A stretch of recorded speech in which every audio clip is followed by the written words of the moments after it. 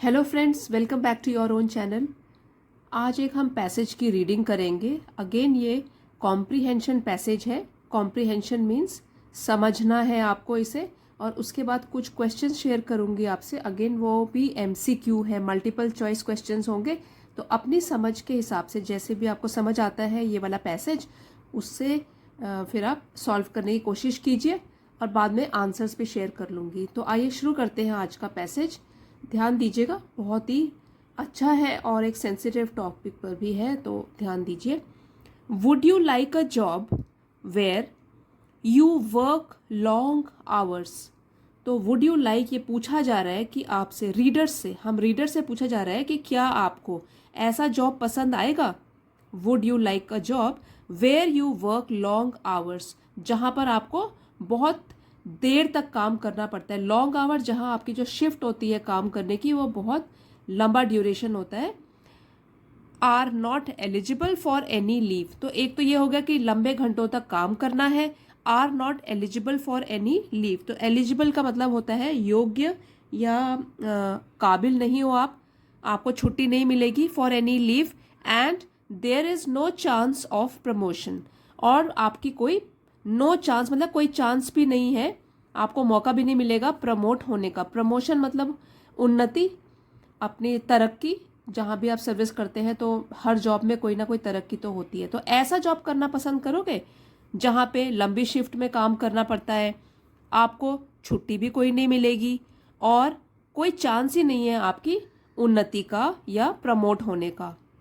What's more, और क्या, तो और क्या कहें, देर इज नो पे डे, और सैलरी मिलने का भी कोई दिन नहीं होगा। मतलब काम करते रहो, छुट्टी भी मत लो, प्रमोशन भी नहीं मिलेगा और आपको सैलरी भी नहीं मिलेगी, कोई तनख्वाह नहीं होगी, वेतन नहीं मिलेगा। Because you won't get any salary, क्योंकि पे डे कब होगा, वैसे जैसे मंथ के एंड में होता है, कई बार मंथ की बिगनिंग में पहले वीक में सैलरी मिल जाती है, तो कोई पे डे नहीं होगा क्योंकि सैलरी ही नहीं मिलेगी।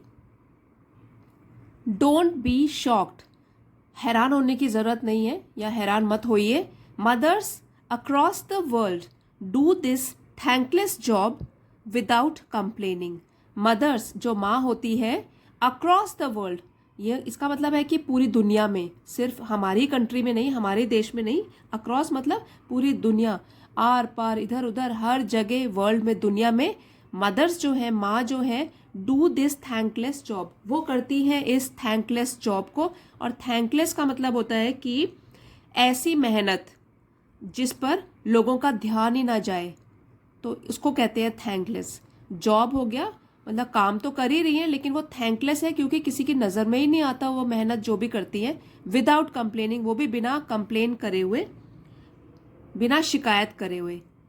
The house hold task done by women, इसको पढ़ेंगे विमेन क्योंकि ये प्लूरल है, और वैसे अगर सिंगुलर होता तो वुमन, WOMAN वुमेन, और ये हो गया women.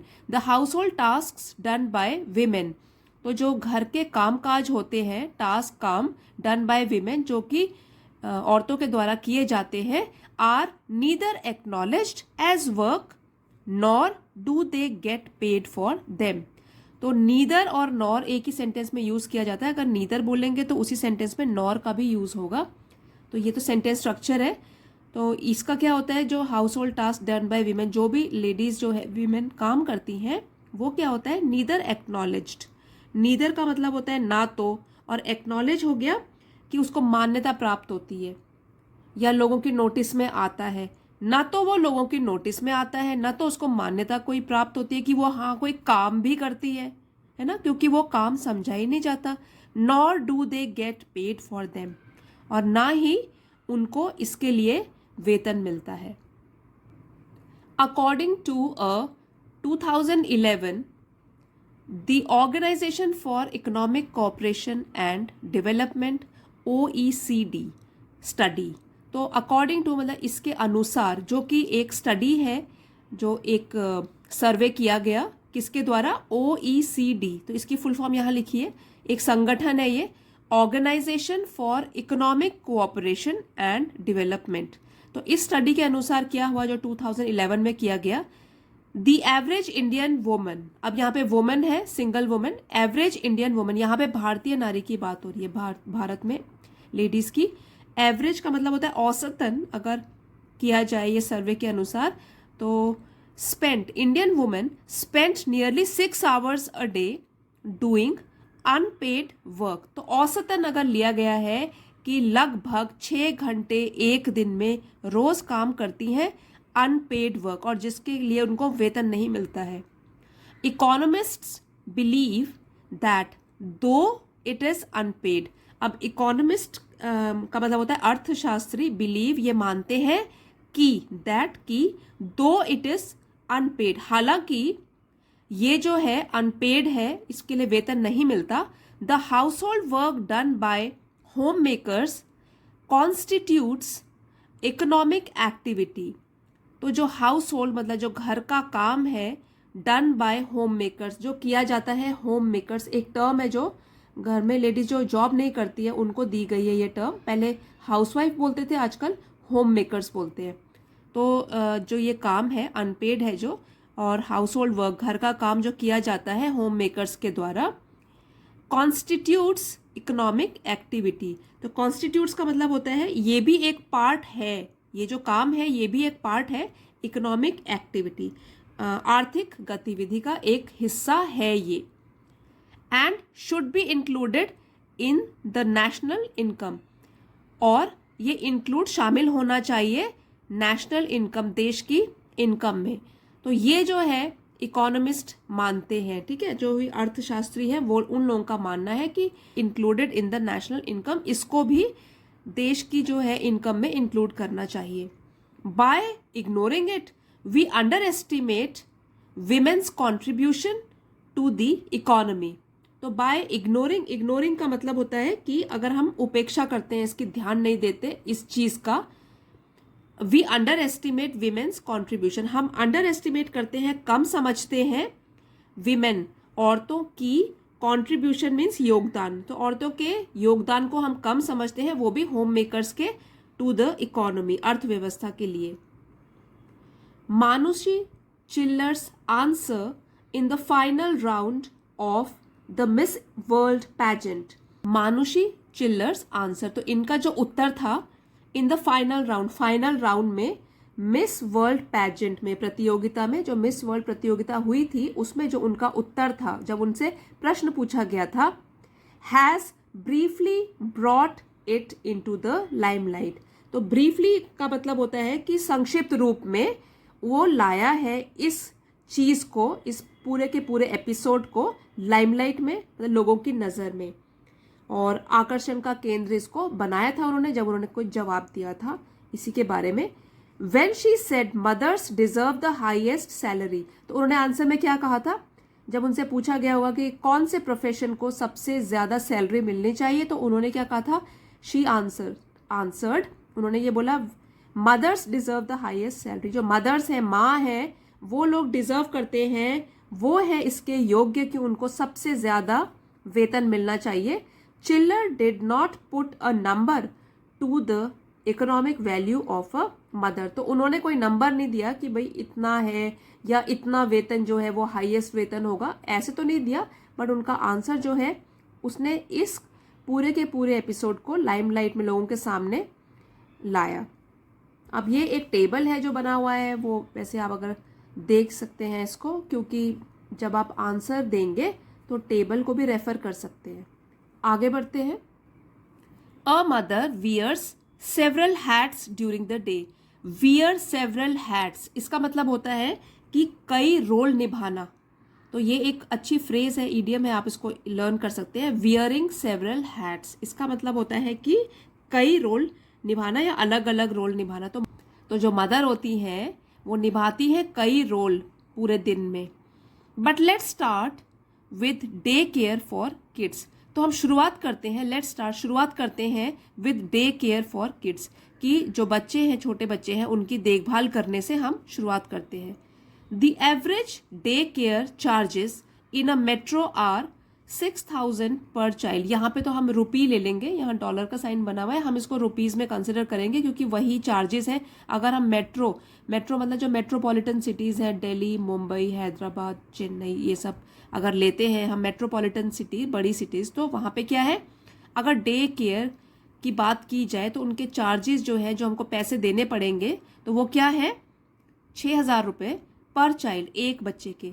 Then comes personalised cooking for stubborn teenagers. फिर आता है पर्सनलाइज्ड कुकिंग। अब पर्सनलाइज्ड का मतलब होता है व्यक्तिगत, ठीक है, पर्सनलाइज्ड व्यक्तिगत मतलब हर एक व्यक्ति के हिसाब से। तो पर्सनलाइज कुकिंग, खाना बनाने की जब बात होती है, और वो भी व्यक्तिगत मतलब हर व्यक्ति के हिसाब से, फॉर स्टबर्न टीनेजर्स, जो टीनेजर्स जो बिल्कुल ज़िद्दी हैं, ये नहीं खाना वो खाना है, इस तरह की जो ज़िद करते हैं उनके लिए। या फसी एल्डर्स, या जो एल्डर्स भी होते हैं, घर में बड़े होते हैं और वो फसी बन जाते हैं एज के हिसाब से। तो फसी का मतलब होता है कि जो छोटी छोटी बात पर भी ध्यान देता है। अब हो सकता है वो नुक्स भी निकालते हों, तो उनको भी टैकल करती हैं जो लेडीज़ होती हैं, मदर्स होती हैं। तो क्या हो गया, एक तो हो गई पर्सनलाइज कुकिंग, हर एक व्यक्ति के हिसाब से खाना बनाना। फिर फॉर स्टबर्न टीनेजर्स, एक तो हो गए ज़िद्दी टीनेज वाले बच्चे, 13 ईयर्स से लेकर 19 ईयर्स के, उनको ले रहे हैं। लेकिन हम तो वैसे अगर बाद में भी इंक्लूड करें जो बच्चे घर में होते हैं, तो वो स्टबर्न तो होते ही है खाने के मामले में। एंड फसी एल्डर्स, और एल्डर्स भी जो बड़े हैं, जो कि फसी होते हैं, छोटी छोटी बात पर भी बहुत ध्यान देते हैं, और हो सकता है कि कभी कभी नुक्स भी निकालते हों, तो उनको संभालना पड़ता है, लेडीज़ को, माओ को। Instead of 1-2 dishes in a day, तो इंस्टेड मतलब इसके बजाय कि वो 1-2 डिश बनाए पूरे दिन में, the typical housewife is cooking 2-3 dishes पर मील। एक हाउसवाइफ की बात करें तो वो क्या कर रही है, 2-3 डिशेस तो वो एक ही मील में बना रही है। एक ही मील हो गया, जैसे कि ब्रेकफास्ट, उसमें भी कुछ बना रही है अलग अलग। लंच की बात ले लीजिए तो भी 2 डिशेस बना रही हो, और डिनर की बात ले लें तो उसमें भी अलग अलग बना रही है। तो 1 या 2 डिश जो पूरे दिन में बनानी होगी, उसके बजाय क्या कर रही है, 2-3 डिश तो वो हर मील पे बना रही हैं। A paid personalised cooking service would cost 6,000 rupees for a family of 4 members. तो अगर हम बात करें कि अगर हम बाहर से इसको केटर करते हैं, बाहर से सर्विस ये हम लेते हैं, तो पेड पर्सनलाइज कुकिंग, तो अगर हमको पैसे देने पड़े पर्सनलाइज कुकिंग मतलब हर एक इंसान के हिसाब से खाना बनाने की, तो क्या होगा, it would cost 6,000 for a family of 4 members. तो एक परिवार जो कि 4 मेंबर्स का है, 4 सदस्यों का है, उसको 6,000 रुपये देने पड़ेंगे। Even with household helps around to do the laundry and sweeping, तो अगर मान लीजिए कि हम रखते भी हैं हाउस होल्ड हेल्प, तो अगर जैसे कि घर में हम मदद के लिए कोई रख लेते हैं, हेल्प कराने के लिए किसी को रख लेते हैं, तो भी अगर हम लॉन्ड्री मतलब कपड़े धोने के लिए और स्वीपिंग झाड़ू पोछे के लिए अगर हम रख भी लेते हैं कोई help, a homemaker has to supervise the process. तो भी क्या होता है, जो होम मेकर होती हैं, माँ होती है घर में, लेडीज होती है घर में, they have to supervise the process. अब जो सुपरवाइज है वो है, निगरानी तो करनी पड़ती है ना इस पूरी प्रक्रिया की, तो उनको अपने पाँव पे खड़े होके पूरे घर में घूमकर सब कुछ देखना ही पड़ता है, निगरानी करनी पड़ती है। She also has to oversee repairs, तो उनको और क्या देखना पड़ता है, ओवरसी का मतलब होता है कि इसकी भी निगरानी करनी पड़ती है कि रिपेयर्स, मरम्मत करने के लिए अब क्या क्या घर में टूट फूट है, क्या काम नहीं कर रहा है, तो उसकी फिर सर्विसेज को बुलाइए, बाहर से फ़ोन करो, बुलाओ। And ensure everything is in working order, और ये सुनिश्चित करना कि सब कुछ घर में जो है वर्किंग ऑर्डर में है, मतलब काम कर रहा है। तो ये भी ड्यूटी किसकी हो गई, जो घर में रह रहे हैं, और जनरली वो माँ है या लेडीज़ होती है। Try hiring a house keeper instead, अब ट्राई करो, कोशिश करो कि आपको हायर मतलब सर्विसेज लेनी है हाउस कीपर, किसी हेल्प की, इसके बजाय। And you will have to pay at least 3,000 a month, तो आपको इसके लिए भी 3,000 रुपये हर महीने देने पड़ेंगे।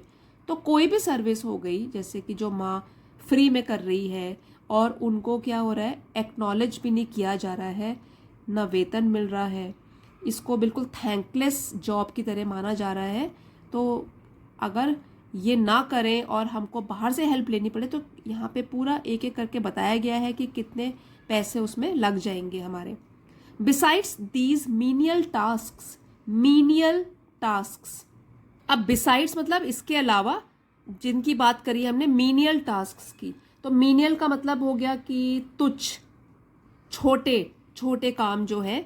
A housewife is also the families finance minister. जो हाउसवाइफ होती हैं वो फैमिली की फाइनेंस मिनिस्टर भी होती है, जो कि पूरे पैसों का हिसाब किताब करती हैं। Burdened with managing the household budget. Burden मतलब बोझ तले जो दब जाती है, विद मैनेजिंग प्रबंध करते करते हाउस होल्ड घर के बजट का। तो ये भी नहीं होता सिर्फ एक चीज करना, दो चीज करना, तीन चीज करना, उसमें ये भी बर्डन होता है कि घर का भी उनको बजट बनाना होता है। She keeps a record of all house hold purchases. वो एक रिकॉर्ड बना के रखती हैं जो घर में कितनी खरीदारी हुई, क्या क्या खरीदारी हुई हर महीने। And ensures that no bill remains unpaid. और ये भी सुनिश्चित करती है, एंश्योर्स, कि कोई भी बिल जो है वो अनपेड, मतलब ऐसा ना हो कि उसका भुगतान करना कोई भूल जाए। जैसे बिजली, टेलीफोन हो गया, और भी कई सेवाएं होती हैं घर में, तो हर चीज का ध्यान रखती हैं कि हर बिल जो है वो टाइम पे उनकी पेमेंट हो जाए। This budgeting and accounting job would cost you another 4,000 rupees. तो अगर इसको भी अगर पैसे से देखा जाए तो ये जो बजट बनाना हो गया और हर चीज का ध्यान रखना हो गया, तो वो आपको अगर सर्विस बाहर से लेनी पड़े तो उसमें भी 4,000 रुपये मंथली लग जाएंगे। Attending elderly family members. तो अटेंडिंग मतलब ध्यान रखना, एल्डरली जो बूढ़े लोग हैं, फैमिली मेंबर्स घर के सदस्यों में जो बड़े लोग हैं, बूढ़े हैं, घर के बुजुर्ग हैं, एंड किड्स और जो बच्चे हैं, व्हेन दे आर सिक, जब वो बीमार पड़ जाते हैं, is part of a home makers routine. तो वो तो होम मेकर के दिनचर्या में ही शामिल है, वो तो एक नॉर्मल सा पार्ट है उनके रूटीन का। तो रूटीन का मतलब हो गया कि नियमित जो उनका कामकाज होता है तो उसी में शामिल हो गया, इसको तो अलग से बात ही नहीं कर रहे हैं इसकी। Chargeable 6,000 otherwise. अगर इसको भी हम पैसे में गिने तो ये 6,000 रुपये का काम हो गया। एल्डरली मेंबर्स का ध्यान रखना, बच्चों का ध्यान रखना दिन भर पूरे महीने, और जब बीमार हो जाते हैं तो तब और भी ज़्यादा अच्छी तरीके से ध्यान रखना, दवाई टाइम पे देना, ये सब। She is also the driver who ferries kids to tuitions. Tuitions की स्पेलिंग देख लीजिए, बहुत मिस्टेक होती है, TUITIONS। ठीक है, तो फिर वो क्या है, एक ड्राइवर का भी काम करती है। हु फेरीज, फेरीज मीन्स एक जगह से दूसरी जगह ले जाना। तो जो ले जाती है बच्चों को, अपने बच्चों को ट्यूशन क्लासेस में, पार्टीज में कभी ले जाती है, शॉपिंग मॉल में अगर जाना हो वहां भी छोड़ देती है कई बार। And the errand girl. तो एरेंड का मतलब होता है कि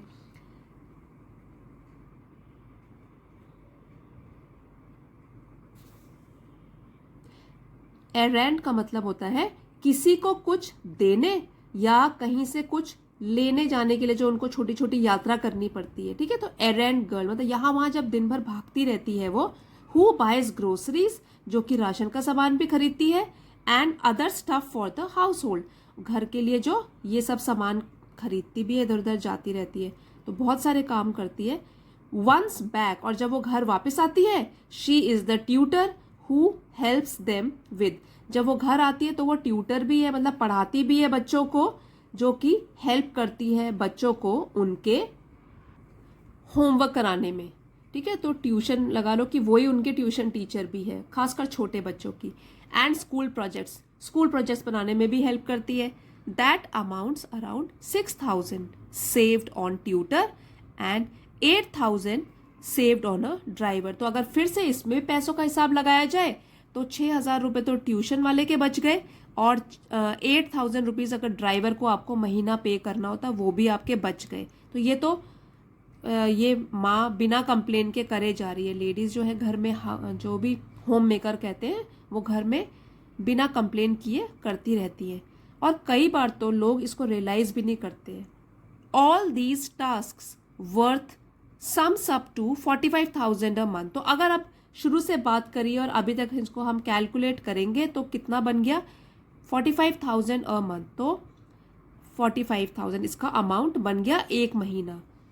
working women have it even worse. और अगर हम बात करें जो लेडीज काम करती हैं, जो लेडीज काम करती हैं उनकी बात करी जाए, हैव इट इवन वर्स, तो उनका तो थोड़ा और भी बुरा हाल है।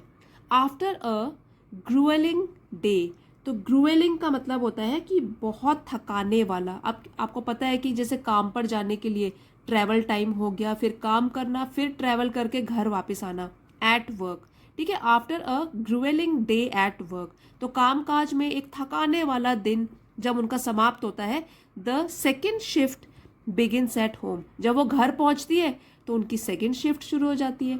सेकेंड शिफ्ट यहाँ पे मतलब है कि दूसरी पारी, मतलब वो भी ऐसे नहीं है कि घर आके रेस्ट करने लग जाएंगी, अब घर का काम उनके लिए वेट कर रहा है, वो शुरू हो गया उनका। It doesn't matter whether you are a clerk in a bank or head of a multinational. अब ये मैटर नहीं करता जब आप काम कर रहे हो, तो चाहे आप एक छोटे ओहदे में लगे हुए हो, चाहे आप एक बैंक में क्लर्क लगे हुए हो, और आप मल्टीनेशनल कंपनी में कोई सीनियर ओहदे पर हो या सीनियर पोस्ट में हो, ये मायने नहीं रखता है। घर आकर लेडीज को फिर से काम संभालना पड़ता है। वर्किंग वीमेन की बात हो रही है यहाँ पे लास्ट वाले पैराग्राफ में, जो कि उनकी सेकेंड शिफ्ट है। तो ये तो हमने इस पैराग्राफ को पढ़ा और समझा। ये मेरे व्यूज़ नहीं है, ये तो जो लिखा है मैंने आपको वही थोड़ा सिंप्लीफाई करके बताया, इजी लैंग्वेज में समझा दिया। अब चलते हैं क्वेश्चन आंसर्स की तरफ। तो ये देखिए, ये है क्वेश्चन नंबर 1। आपकी जो अंडरस्टैंडिंग है पैसेज की, अब आप ने पढ़ लिया है, आप खुद एक बार रीड भी कर सकते हैं। अब क्वेश्चन नंबर 1 ये रहा, according to the passage why mother's job is undesirable.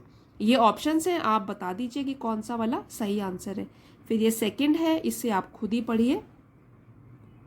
Then इसके इस तरीके से आपको ऑप्शंस दिए गए हैं, उनमें छांटना है 1 and 2, 3 and 4, 2 and 5, 1 and 4।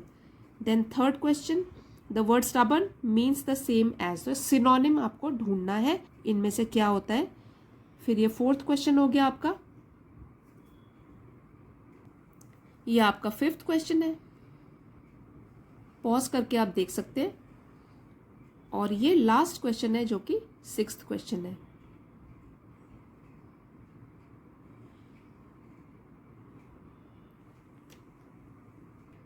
इसे स्टडी कीजिए और फिर try to find out the answer. और मैं अब आपके साथ आंसर भी शेयर कर रही हूँ। अब ये इसके आंसर्स शेयर कर रही हूँ, आप टैली कर सकते हैं अपने आंसर्स। अगर कोई गलती है तो आप ये वाले जो करेक्ट आंसर है इसको पढ़ के समझिए कि गलत क्यों हुआ है। दोबारा से पैसेज भी पढ़ के देख सकते हैं, so you will get to know आपने कहाँ गलती करी। ठीक है, सेकंड का आंसर ये है बी, थर्ड का है, और ये आपका फोर्थ का आंसर है। फिर यहाँ पे question number 5 and the last question 6th।